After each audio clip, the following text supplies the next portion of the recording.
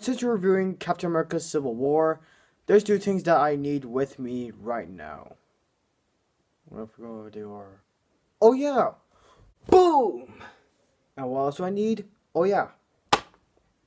Now let's review Captain America Civil War. That was cringe. But awesome at the same time. Like, come on.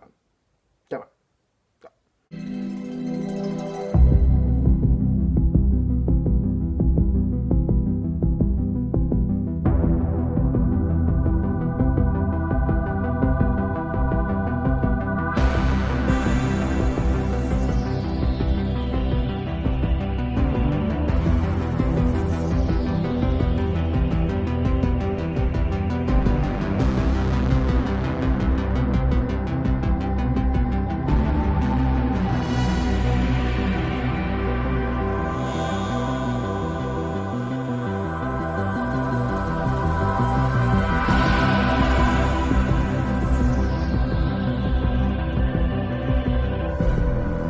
Hey guys, it is Shaz here, and today I'm going to be reviewing Captain America Civil War, which is directed by Anthony Russo, the Russo brothers, who are also the directors of Avengers Infinity War. And this film stars the Avengers.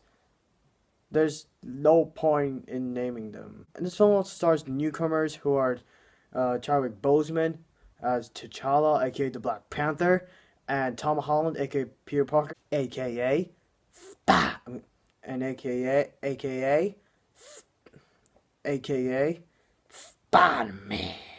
So the story of the film is that after a mission gone horribly wrong, the government gives the Avengers this contract called the Sokovia Accords, in which if they sign it, they will be put on check after all the destruction caused in New York from the Avengers, Washington D.C. from Captain America the Winter Soldier, and Sokovia from Avengers Age of Ultron. Tony Stark is willing to give in, whereas Steve Rogers is opposing that decision. So everyone picks sides, and instead of talking it out, they have a civil war.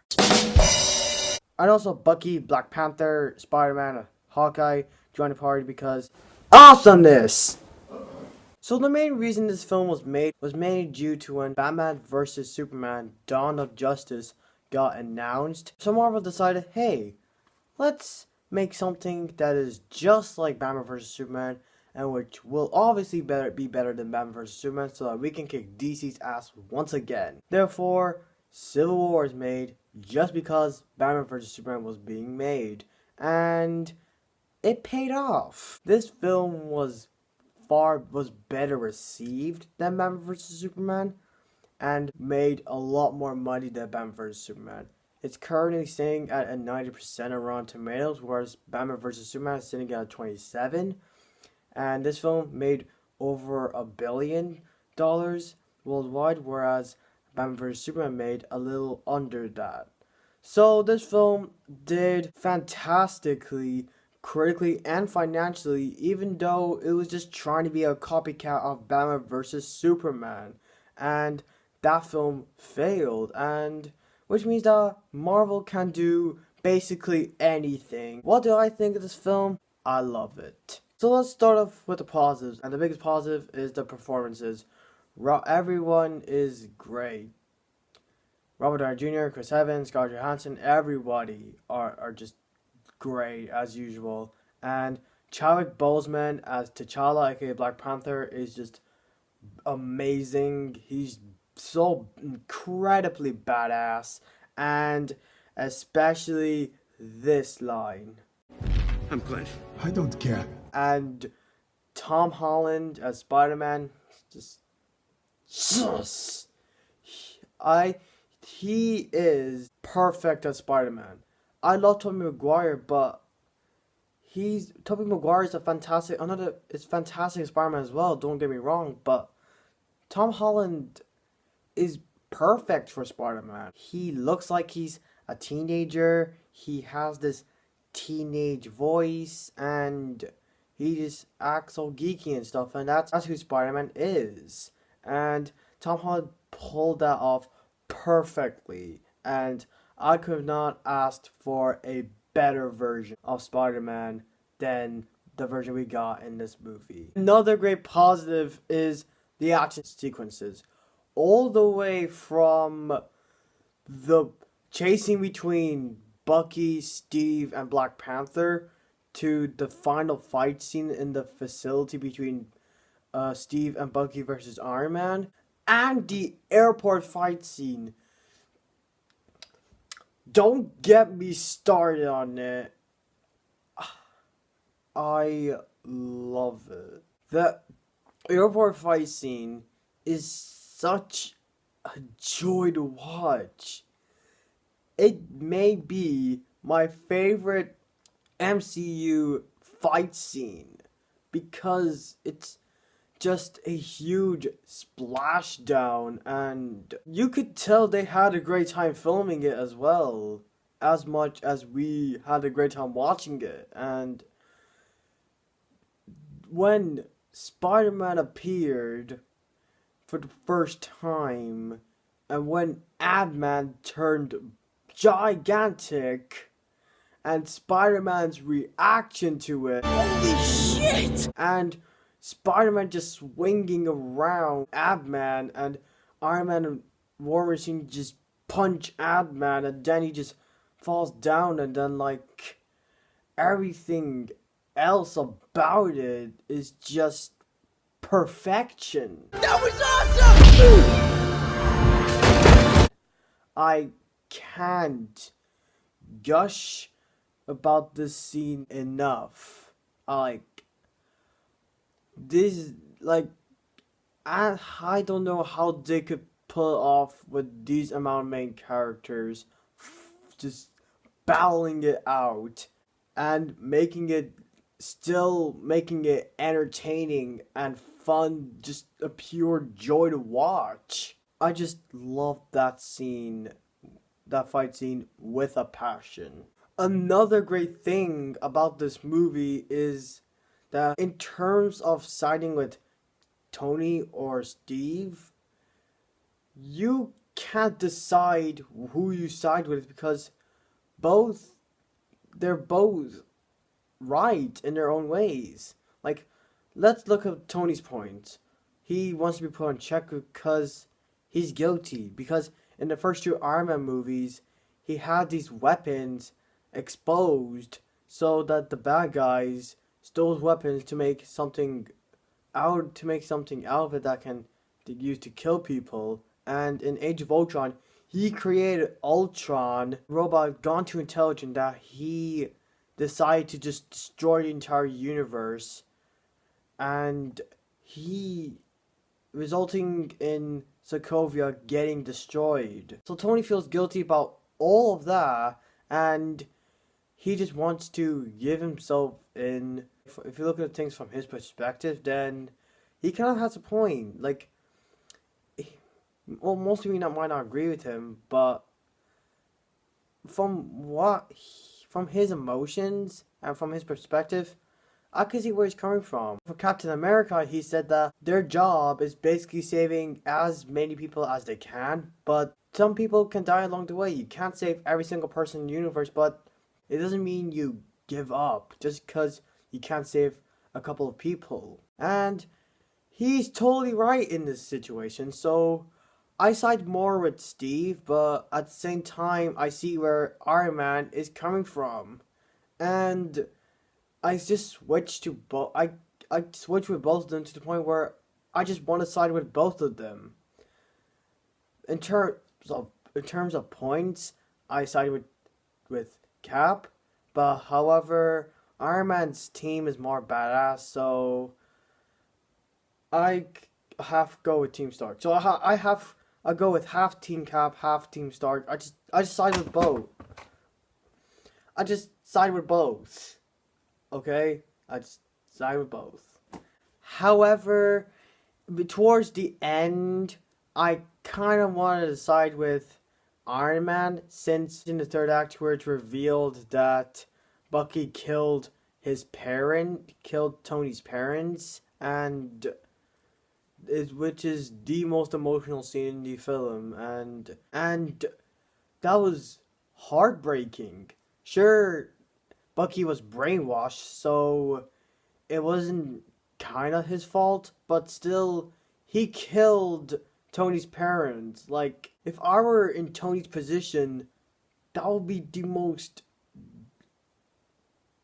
just traumatic thing I'd ever experienced, that my best friend's friend murdered my parents. Like, who would not feel by that?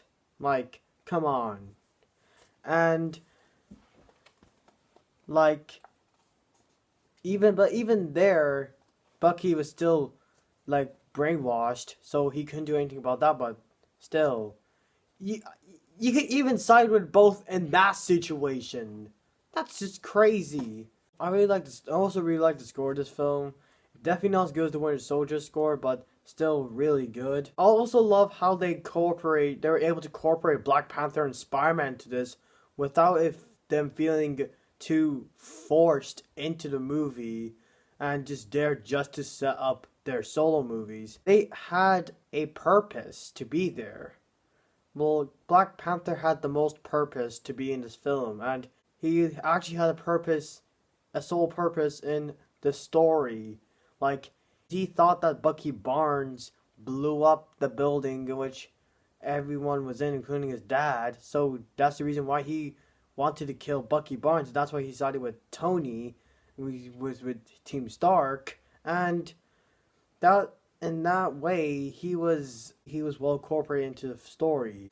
However, I do have, it's not a flaw that I have with this film, it's just a nitpick and a flaw at the same time, but it's a flaw in the sense that it doesn't ruin the movie. It's just a thing that I have to point out. Spider-Man doesn't fit. Spider-Man, despite how fantastic he was, doesn't really fit in this movie as well as everyone else does.